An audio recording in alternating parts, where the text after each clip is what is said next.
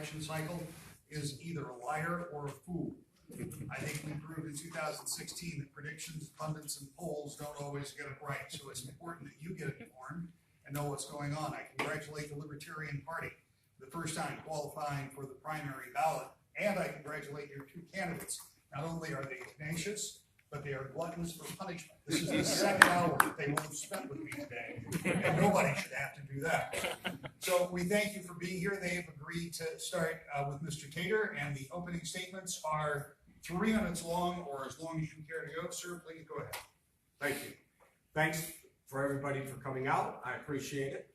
I appreciate the opportunity to speak with people and get an opportunity to show you what who I am and what I can offer to the state of Michigan and to you individuals as citizens of the state of Michigan.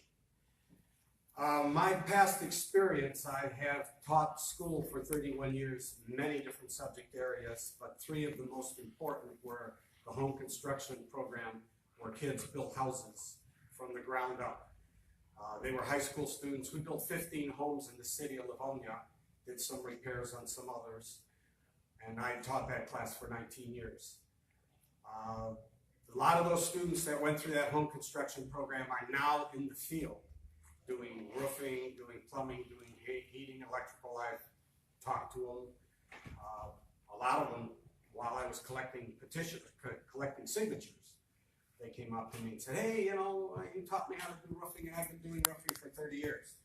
So that was kind of a really neat kind of thing. I also taught American history and government. So my background in government is pretty strong. I taught the Constitution, I taught both state and federal, and a lot of the laws of the state of Michigan, as well as a lot of laws of the country.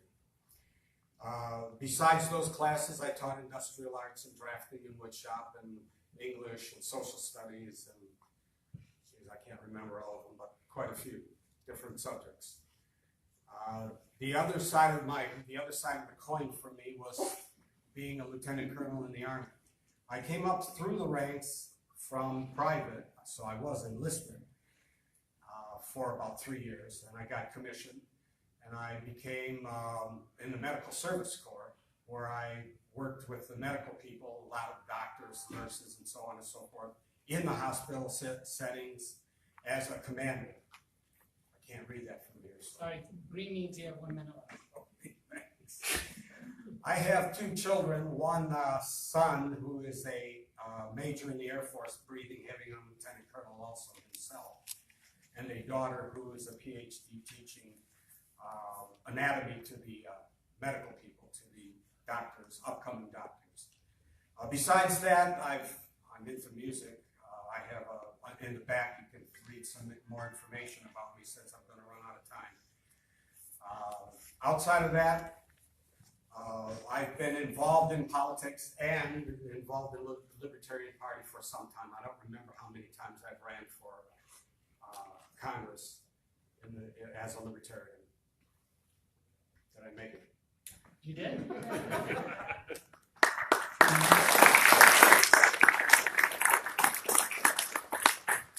Good evening. My name is Bill Gelineau, and I live here in Kent County in Lowell. And I want to say thank you to everyone who took the time to come out tonight. I want to say special thanks to Rick Albin from Wood TV8 for moderating. I hope everybody watches his show, To the Point, a very special show this Sunday. It's going to be broadcast on Channel 8 at 10 o'clock in the morning. I'm sure you would have mentioned that eventually. Oh, I would have, yes. And as well as Channel 13 is here, ZOS Films is here. And so many people that I've worked with for so long in West Michigan, I'm really pleased to have this opportunity. I've been involved with the Libertarian Party of West Michigan for a little over 20 years. And I've served in a number of capacities here in our local affiliate. Subsequently, I've served as state chairman twice for the Libertarian Party of Michigan, very involved in helping grow new affiliates. I've got some people here from various places down in other parts of the state where I've been fortunate to be part of that experience of helping get that affiliate going. In 2016, I was early committed to Gary Johnson's campaign. Gary gave us the opportunity to be a major party with the results that he had here, and that came about largely because of the cooperation between the national campaign and the libertarian activists here in Michigan. I was really proud and fortunate to be part of that. So my business experience, I own a title insurance agency. Prior to that, I owned a restaurant here in Grand Rapids. And before that, I had a lawn service for a number of years. And so that means after graduating from Wayne State University, you call that an American career path. All kinds of things that aren't connected. But I've always had opportunities for leadership. And when this opportunity came about, I decided to step forward and do the work to get on the ballot. And I was really proud to be the first non-Republican Democrat to qualify for a primary in the state of Michigan since 1970. And that's no easy accomplishment, and I certainly salute John for doing that as well. We're going to talk about a lot of things. I'm quite certain that the Wi-Fi in this building is sponsored by the Democrats and the Republicans. And you can tell because it doesn't work very well. And they usually ask you to pay to participate. So with that, we'll move on to the first serious question. All right, thank you very much. And I was going to mention that at 10 o'clock Sunday morning, it's a special 1 hour. It is not to the point. It is, in fact, the libertarian debate. It is an hour that we did earlier today. Gentlemen, thank you for your participation.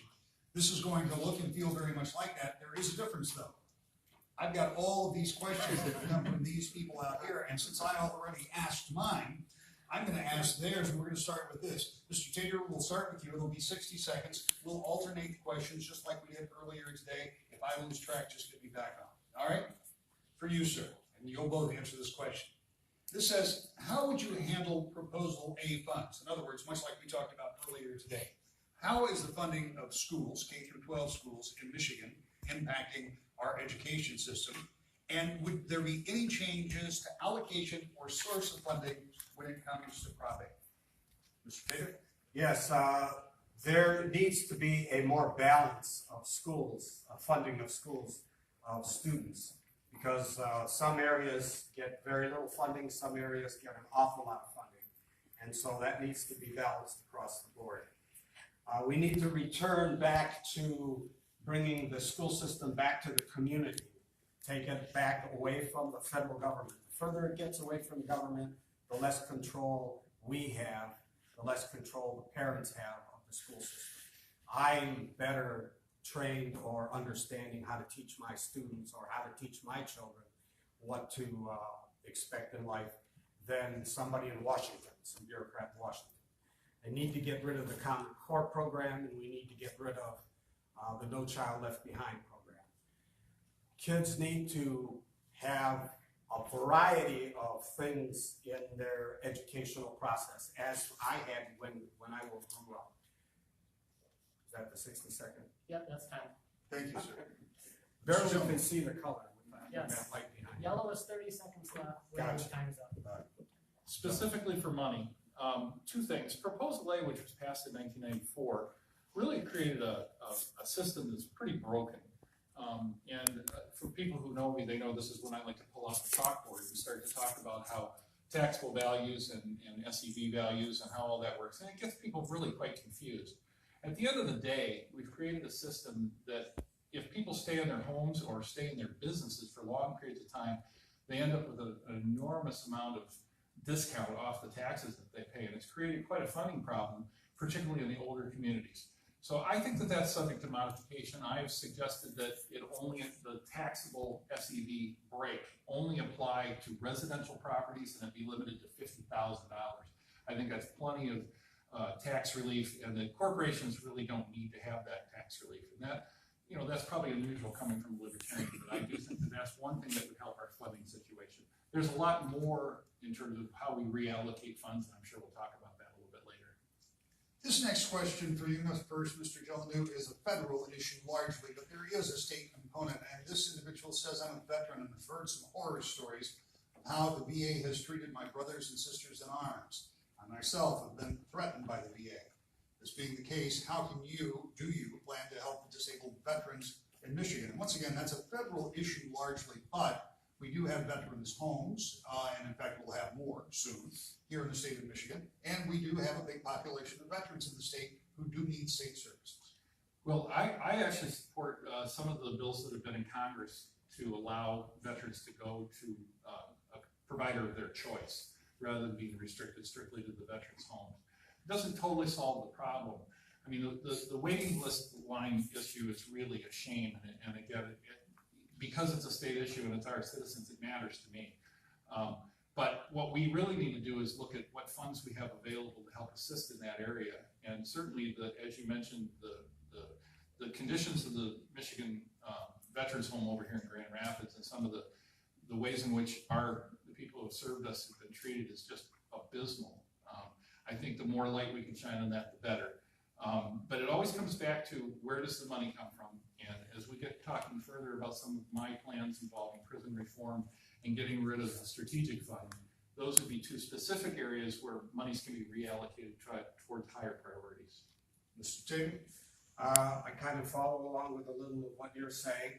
I am a veteran of Desert Storm, and that is a problem for many of the veterans in our state because they have been, some of them have been very well or very poorly mistreated. And what we need to do is, we do have the funding in Lansing. The priority list of where that money goes is a serious problem. They are taking care of themselves in Lansing, and they're not taking care of the people. This has been an issue that I have been harping on for some time, that Lansing needs to remember that we are sovereign, we are in charge, and they are public servants. This has been flipped on us over time, and they think that we are their servants, and we should be providing them the capital from which they do. They have a pile of money that's unstoppable. We have to fix that.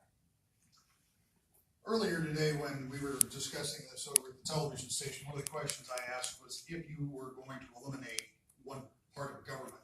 Mr. Tatar, you had the question first, and you immediately said the Michigan Public Service Commission. This question, by happenstance, goes to you first. What are your views on automatic electric meter? Are we talking about smart meters? I think we're talking about the smart meters. Is that the intent of the question? I take it to be. Okay, I'm totally against forced deployment of smart meters by DTE because DTE has been given the green light by the MPSC, which is supposed to be working for the people. Remember, they're for the consumer. They're not using, or actually for the citizen. I don't like the word consumer either because we're really not consumers, we're citizens. So the DTE cannot force upon the consumer or the citizen in this case their metering choice, the meter of choice. There are people that are severely injured by the smart meter being placed on their property. Some people break out in full rashes, some people don't sleep well at night, some people have heart palpitations and so on and so forth. And until we can prove that smart meters are totally harmless to the human being because we are electrical, we have to stop this deployment. Mr. Gelineau?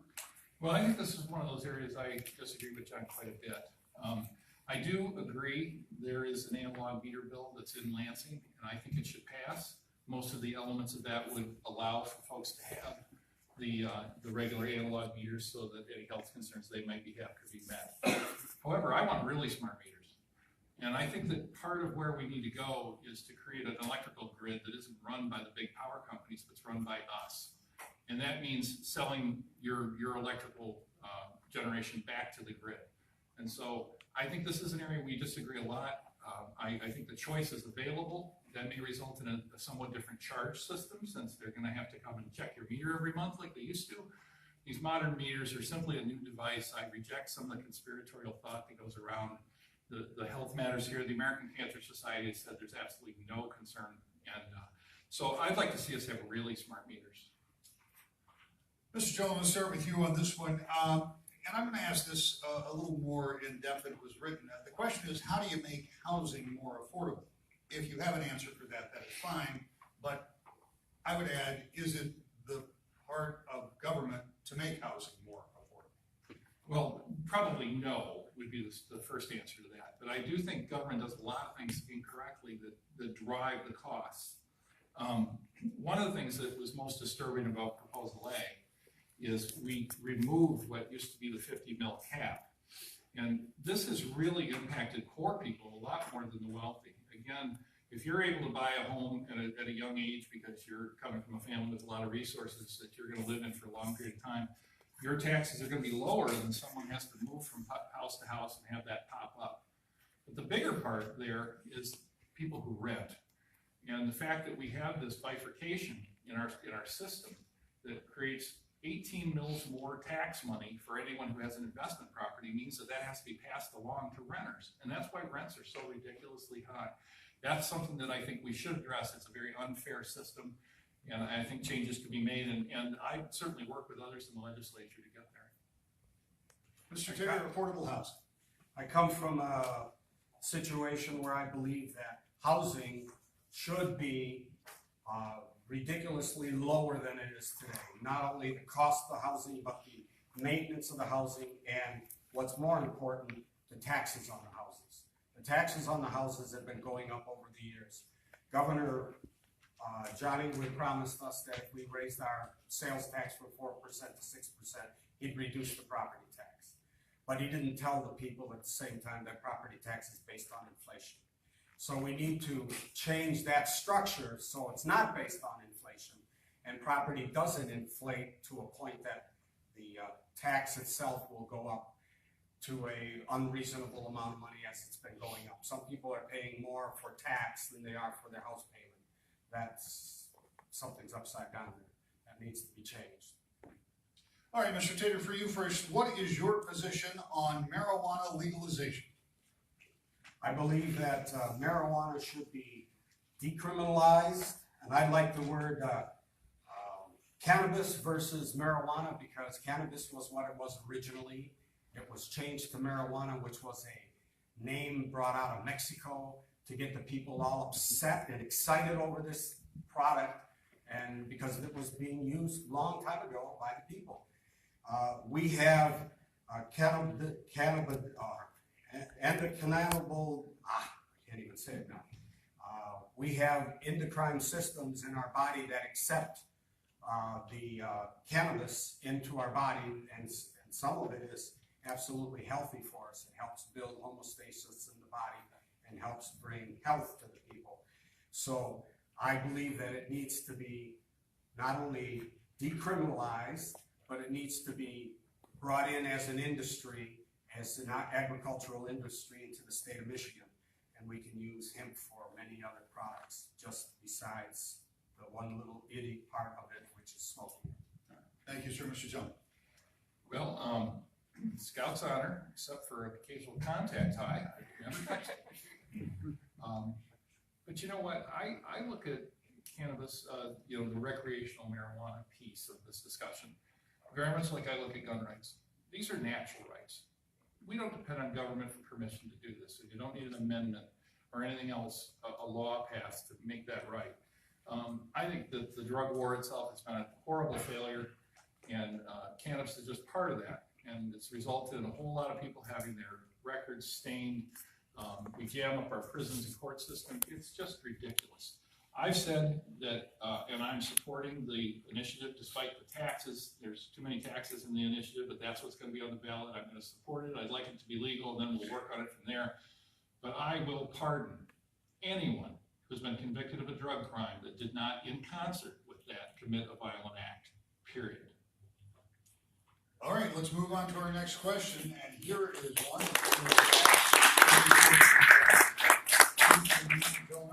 What would you do to fix Michigan's poor roads? And I'll add, how would you pay? Well, many of you know that I've been promoting a program called Drop the Cap, which is actually to lower the income limit for the state of Michigan, because I don't believe we need new taxes. What I do think we need to do is look at our prisons, and this isn't just me, a lot of academics and a lot of serious people realize we've got about 30% more people in our prisons than they have in Ohio or Illinois or Indiana. Does anybody think those Buckeyes are less criminal than us? So my thought here is over time, let's get people out of prisons. Those people that need help with addiction should get that help.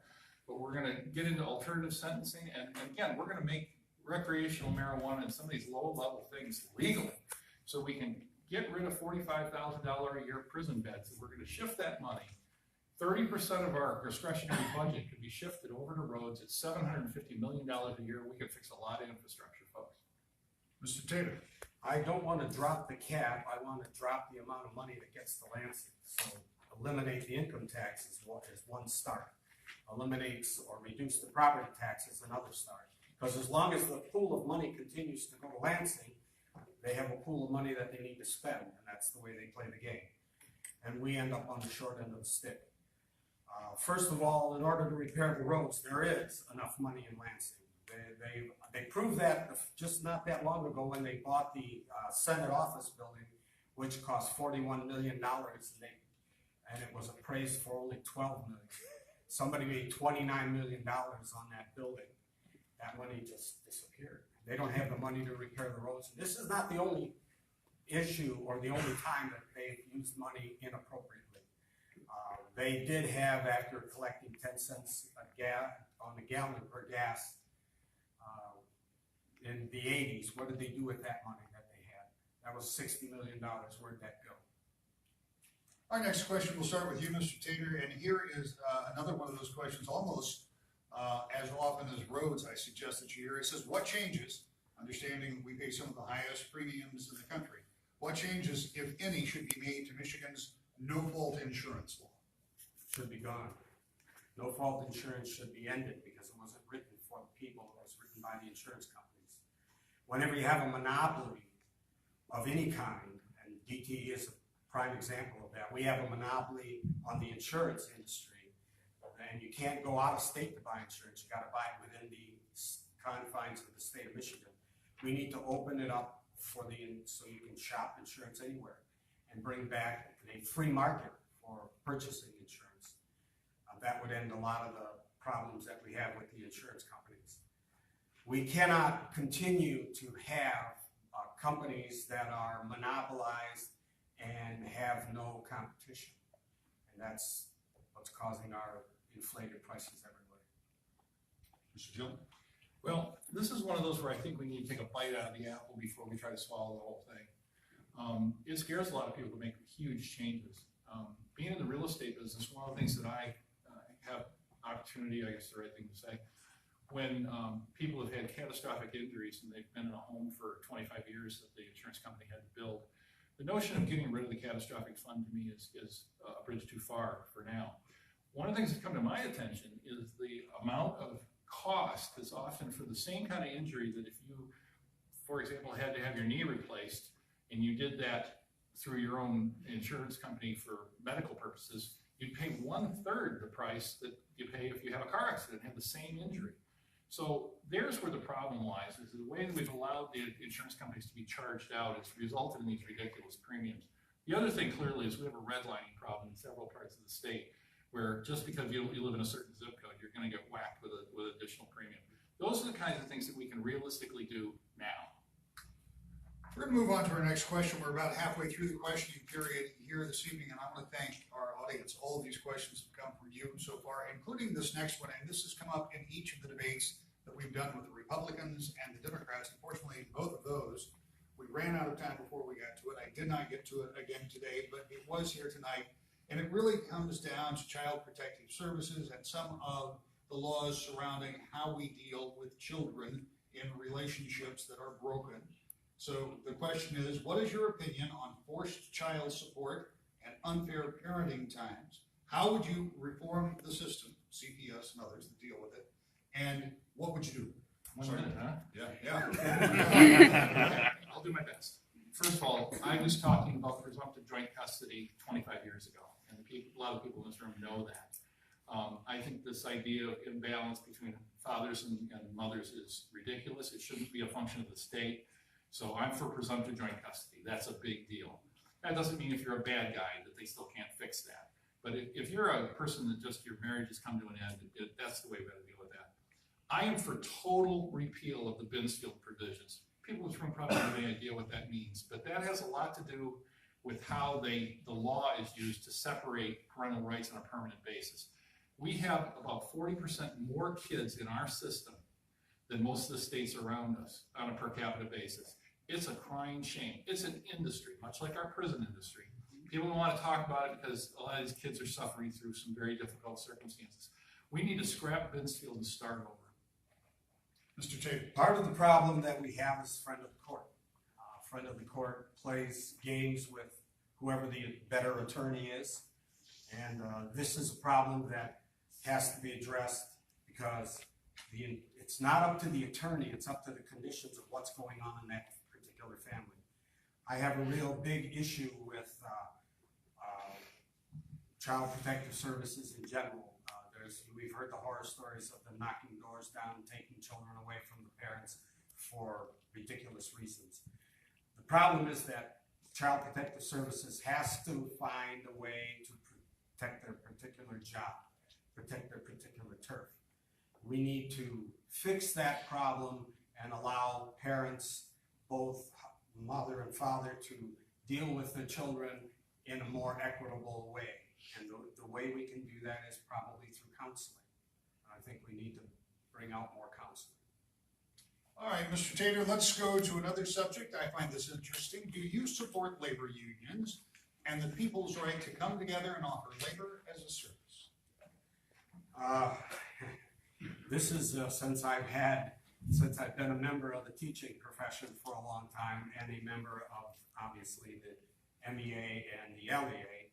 The problem that I have with both of those organizations is they use my funding to promote their political agenda. And so I didn't have necessarily an issue with them protecting my job necessarily, but I did have them a problem with them promoting a particular political agenda. So I'm kind of on the fence on that in each way.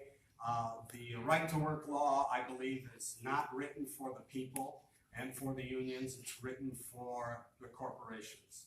That needs to be readdressed and relooked at, and perhaps a better system provided from that. Mr. Gentleman, do you support unions and the right for people to assemble to provide services?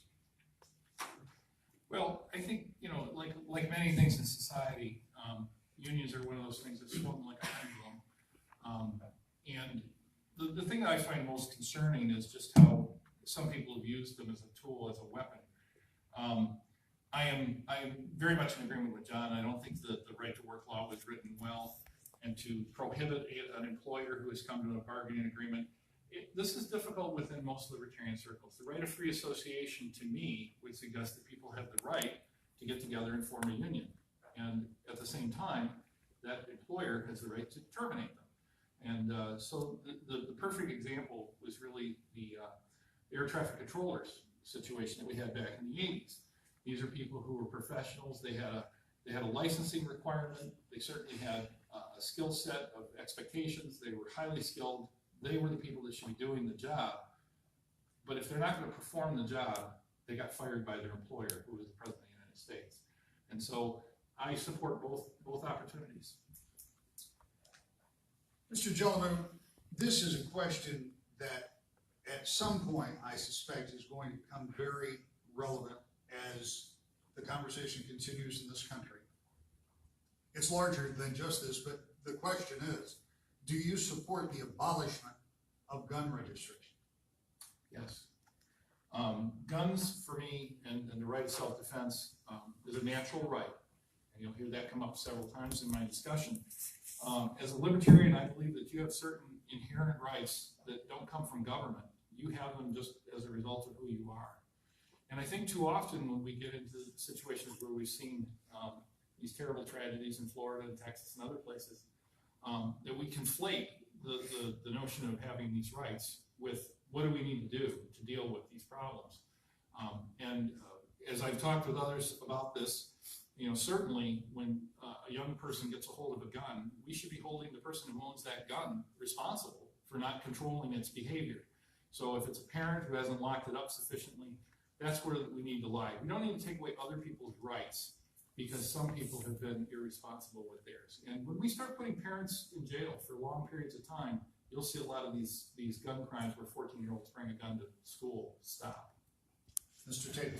Being a shooter, competitive shooter for all my life, from high school on up through the military, and also a CPL person, I believe that we need to get rid of the registration of guns, and we need to get rid of gun-free zones, because it's in order to stop a bad guy with a gun, you need a good guy with a gun.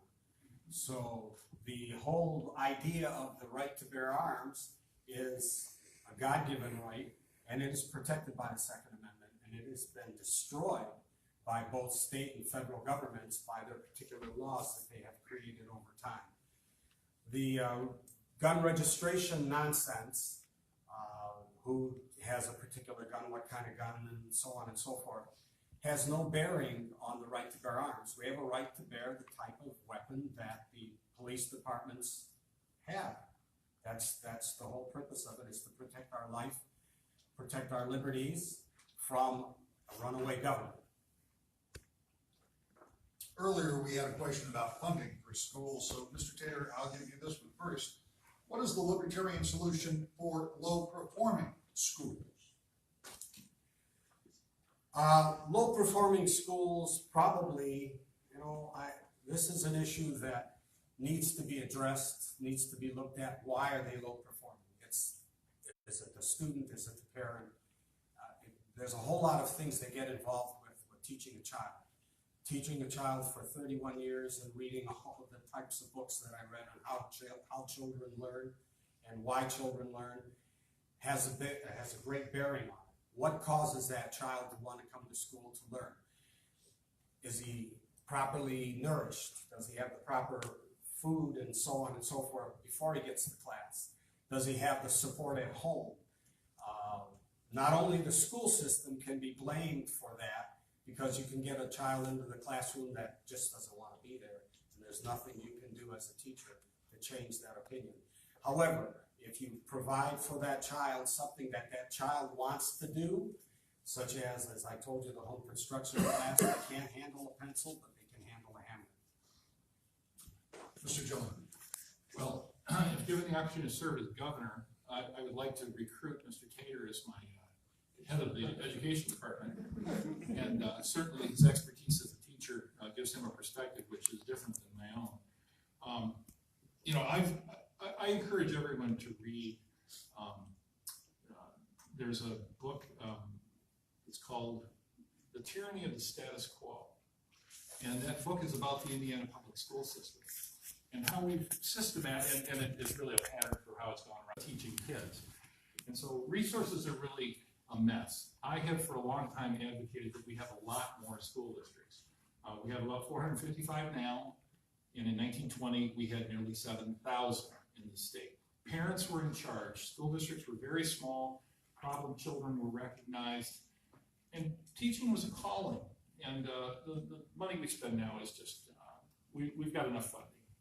Here's a question that actually came up in the newsroom today, and after you gentlemen left, and I think it's an interesting one. It comes from one of the folks out here tonight, so again, thank you. Mr. Gelineau, first for you.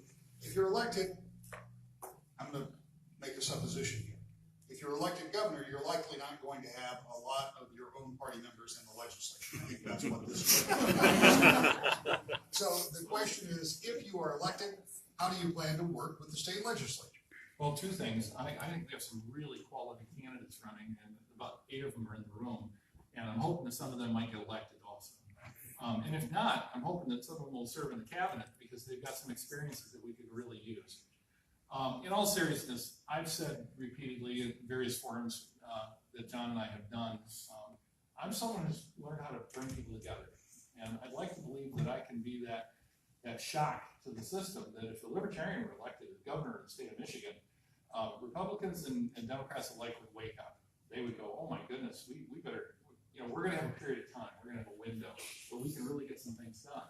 And I'd like to think there are good people in both parties that I could work with, that I could bring in and say, let's solve these problems together. Because that's really what it's about. And one of the reasons why I chose the domain, cometogethermichigan.org, and we used my last 15 seconds to promote that. You can't learn everything about who we are. Please go to that website. And writing about Bill was the hardest thing I have ever done. And it's a very serious effort, and I hope you'll read it. Mr. Tatar. As a commander of a unit, several different types of units on staff, in lectures as an instructor in the military and also as a teacher for 31 years, I've been able to handle the vast different thought processes of kids, vast different thought processes of soldiers and their needs and their wants and desires.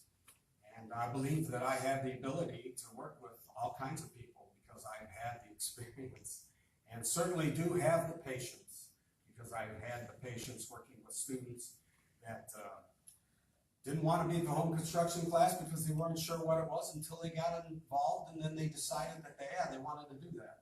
But it takes time to get people acclimated and being able to talk to and communicate with them, and I believe I can do that. Mr. Tatar, we'll start with you with this next question, and it comes from someone who was paying attention early on. It says, how do you plan to reduce the size of state government? What will you use the budgeting savings for? And P.S., are you really gluttons for punishment? We'll take the glutton for punishment first. I am really fed up with the system. I'm really fed up with what the Democrats and Republicans have done to the state of Michigan over 150 years. That said, the other side of that coin,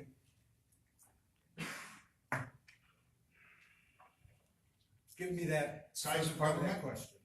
How would you shrink the size of Shrink government? the size of What would you government. say? First of all, I would get rid of the income tax. Second of all, I would reduce the amount of money going to Lansing. That has to be done because as long as they have a pool of money, they're going to continue to spend it. Once you reduce the size of money and make them live within their budget, that'll automatically reduce the size of government. There are a lot of bureaucratic organizations that were created 10, 20 years ago, and they still exist. They don't need to be there.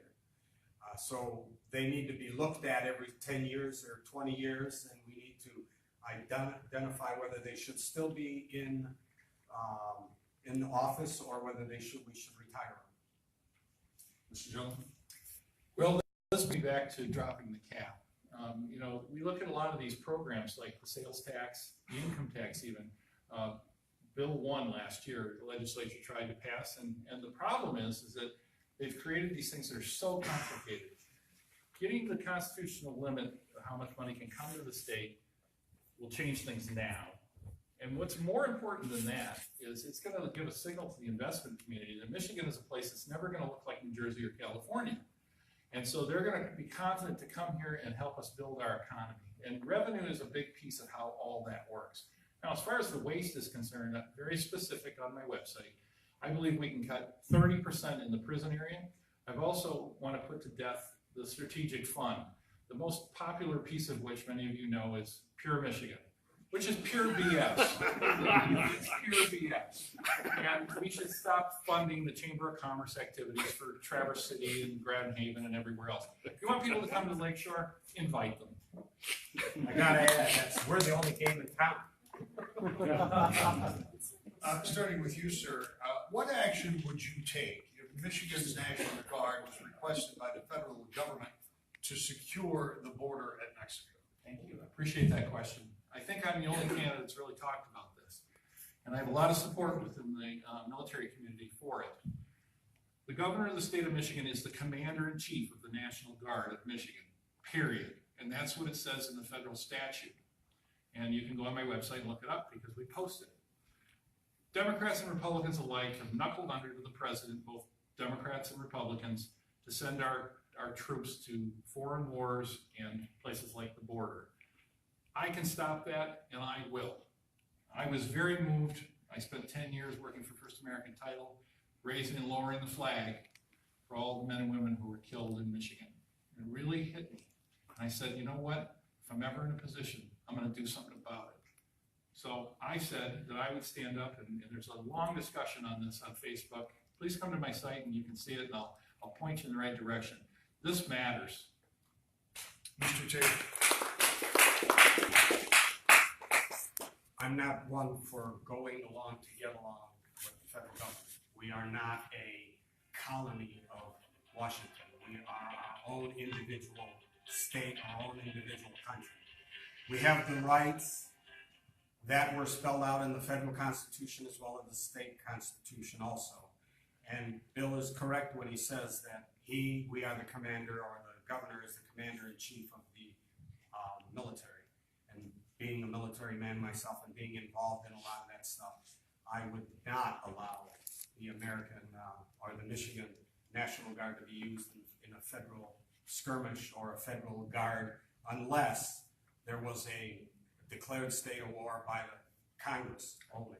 And there hasn't been a declared state of war since World War II, so we're clear. Mr. Tatar, you have already enumerated at least one. Here is one of our guests in the audience that would like to know, can you name 3 state government programs, agencies, whatever, that you would cut in year 1 of your administration? MPSC's gone, Department of Education's gone, and I would cut the size of the Department of Transportation. All right, Mr. Gelineau. I was gonna do my Rick Perry moment where I named 2 of them and then I couldn't remember the third. It must have been really important. In seriousness, the prisons have been a focus of mine. I think it's stained an awful lot of young people, and it isn't just prisons, it's probation.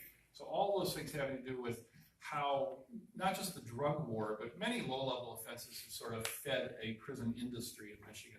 It really hurts our taxpayers, it diverts money that we should be spending, so that's really the big one. The strategic fund has several different pieces to it. I mentioned Pure Michigan. I would actually move some of those activities into other departments, like the brownfield redevelopment. I would move over to the Department of Environmental Quality. There are insurance programs that I think are totally inappropriate. If you look at the unemployment insurance program, it favors big business. It takes a much more complicated discussion, but most people don't know they only tax the first $14,000 that you earn in a year, which means all the kids at Burger King are supporting people who are laid off at the big 3. It makes no sense. We call it Robin Hood in reverse. I would end that now.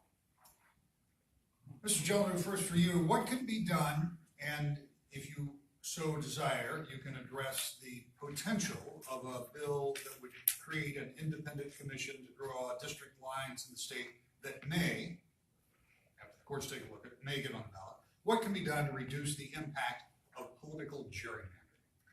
Well, one of the scariest things for most libertarians is the thought of having a constitutional convention. I don't know if our electoral system could really be done without that. I think that this is a step in the right direction that I will vote for. It is far from perfect. Most libertarians, as you know, support some sort of proportional system, but without getting ahead of myself, my hope is in years after I'm no longer serving in Lansing, that I might head up an initiative to get ranked voting in place. We really need to give people the option to vote for who they want, and if that doesn't work out, then their votes can be reassigned if they choose to. You don't have to. Ranked voting is a way to improve our democracy and improve our conversation. I've advocated not just for libertarians, but for Greens and a lot of other folks to be able to get a voice in our democracy. I'd like to see multi-member districts. I'd like to make sure every citizen has somebody that they can go talk to that will be sympathetic to what they're wanting. Mr. Tatar? I would like to see an independent organization, and how to get an independent organization is a big problem because people either classify themselves as Democrats or Republicans or Libertarians, and this brings the party line in, and when the party line is brought into it, it makes it very difficult for gerrymandering gerrymandering to end, because unless you can make 2 and 2 and 2 and 2 or whatever, 2 of each party in there, and then have them hash it out at that point in time. But something has to be done, because I believe, and I'm going to support the gerrymandering bill also, because I believe that what's been going on is once they get into office, it's very difficult to get them out. And we talk about term limits. There's no such thing as term limits in the state of Michigan, because they just go from one job to another job to another job, and they're always in that particular party and in that particular part of the state, so they can be reelected time and time again. This is ridiculous. All right, Mr. Tatar, first of all, thank you to the audience. That is all of your questions. I've used everything, so if you don't have any more cards, there are a number that came in on the website. So I'm gonna pick and choose through some of these in the minutes that we have left. Mr. Tatar, for you, question: should Michigan start its own single-payer healthcare plan? I don't believe that we should have a single-payer healthcare plan of any kind. I believe that the healthcare problem is because we have big corporations such as the AMA, such as the pharmaceutical industries that are controlling the healthcare process. You go into a doctor, the doctor pulls out his book, and he does what they call a standard of care. The standard of care is give this guy a drug, this particular kind of drug. And so that's a cash cow for the, number one, for the doctor, number two, for the pharmaceutical industry. In order to change that, we have to bring in other healthcare processes. We have to bring in more natural cares. We have to teach people how to take care of themselves. We have to bring in other alternatives such as energy, such as magnetism, such as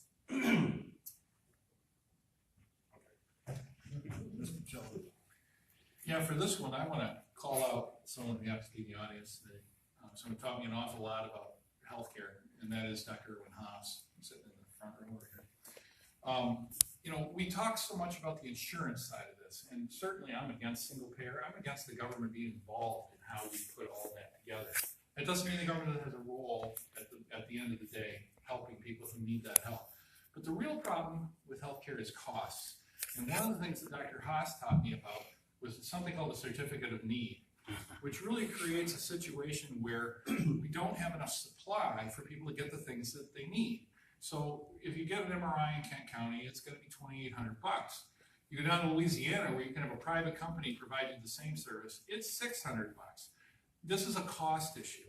And so we need to go after the monopoly that's been created within the healthcare industry. If you look at the things that government has really regulated: education, healthcare, and finance. And what are the three things that middle-class people struggle with the most? Get government out of it.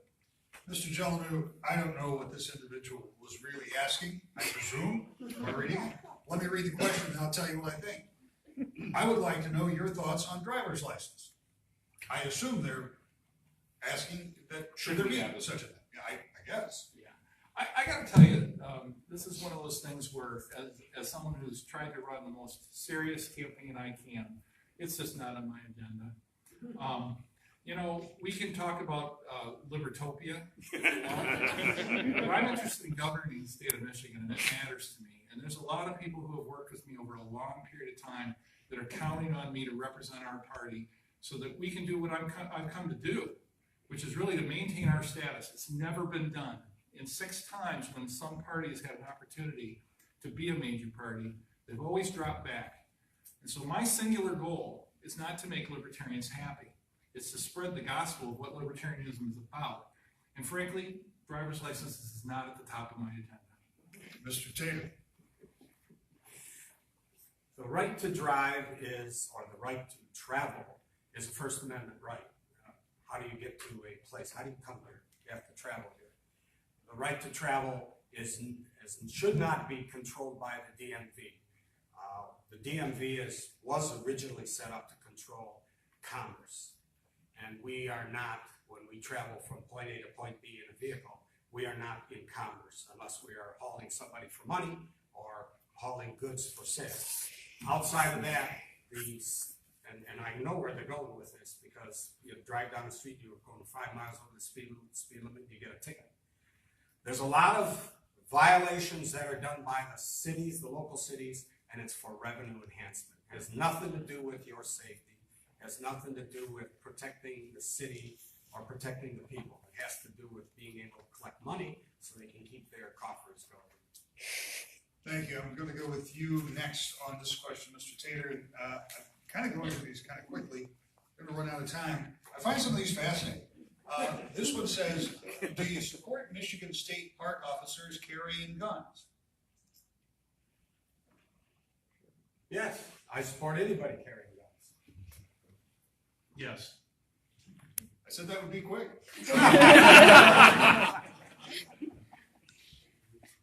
And I am interested, let me ask this question. We talked about this earlier today. And I think you've addressed it a little bit, and I'm going to come back over here to you. Talk to me, and let me explain to you why I asked this question earlier today. I have never done a debate with the Libertarian Party in a primary because there's never been a primary to be had. And I was excited about this opportunity. From the perspective, and I know, Mr. Gelineau, you talked a little bit about it, as have you, Mr. Tatar, but give me 60 seconds on why this is important, not just because you want to continue to carry the banner, but why it is important from a governance standpoint if you have another voice in the room, at least at the primary stage. Sure. And this is one of the reasons I think we need to change the game with ranked voting. This is one of those things where so often good ideas get swept aside because you weren't on the right team. You know, I don't know when it was described that Republicans got to be red and the Democrats got to be blue, but I don't think it's a mystery why it's the same colors that the Bloods and the Crips use. And they're very much like gangs.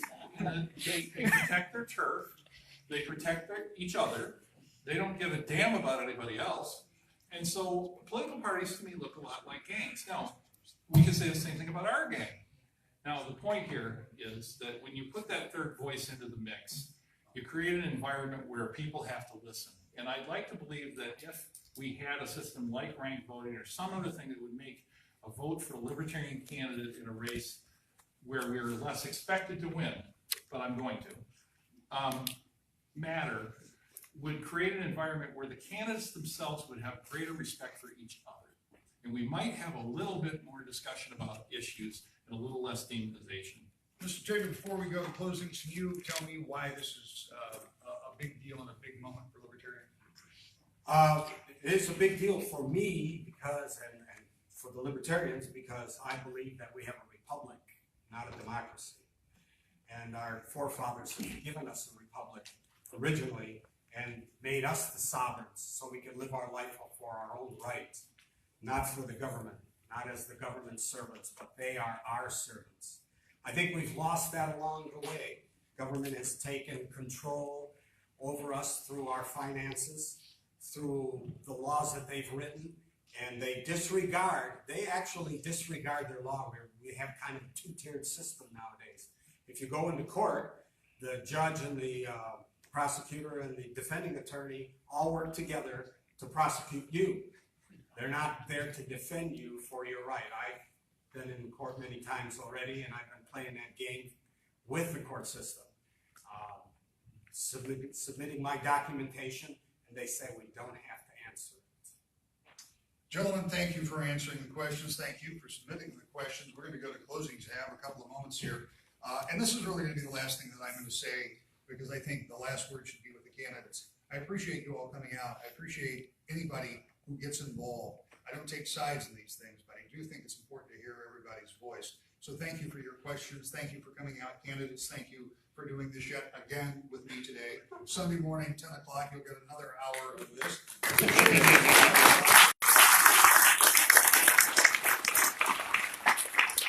Mr. Tatar, if you would please, you have 2 minutes to close. Again, part of the question that you asked on the last part is very important to me, that we have a republic. I've been studying the Constitution for years. I've been studying what our forefathers left us. We have lost it over the years. We have allowed public functionaries to get into office and to abuse us, which they have done, not only by taxing us, but by giving us tickets on speeding and giving us ordinance violations, using the International Maintenance Property Code, which they have no authority to do. They bring that in and they want to knock on your door and come in and inspect your house. I've dealt with those people because I have rentals in actually Redford. Redford is probably one of the biggest criminal cities or it's a township in the entire Michigan area. Not the only one, but one of the biggest ones. And I'm going head to head with them in courts because those people that run the court systems are there to collect revenue. They're not there for justice. They're not there to take care of the people. They're not there to take care of your rights. They're there to make money off of you. That's their biggest function. We have lost our republic. In fact, Obama made a comment in one of his speeches that the republic is just about dead, in one of his speeches. So he knows what's going on. The problem is that a lot of the people don't know what's going on. And me being on the platform and being able to jump up and down about the republic and about your responsibilities to self-regulate, self-govern, and live your life for your own right is what we were originally given to us by our founding fathers. That's why I'm running. Thank you. First of all, I want to say thank you to everybody who came out tonight. Thank you to you, Rick, and everyone else for all the attention that you've given here. You know, I guess the question really comes down to, you know, this is probably the end of our kumbaya moment. You know, John and I have a lot of things that we agree on. But the fact is, we're running for the same job. That is to be your nominee in the general election.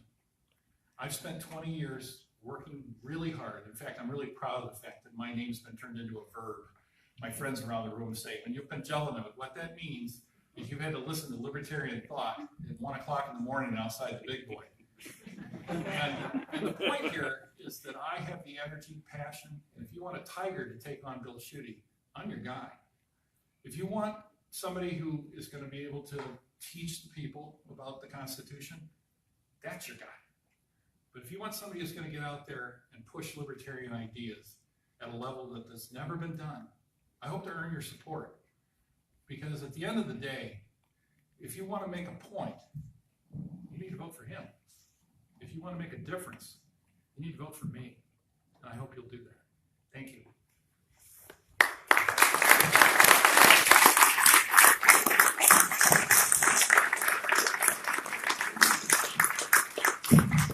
Well, everybody else got to say it tonight, so I will also thank everyone for coming out. The primary is August 7th.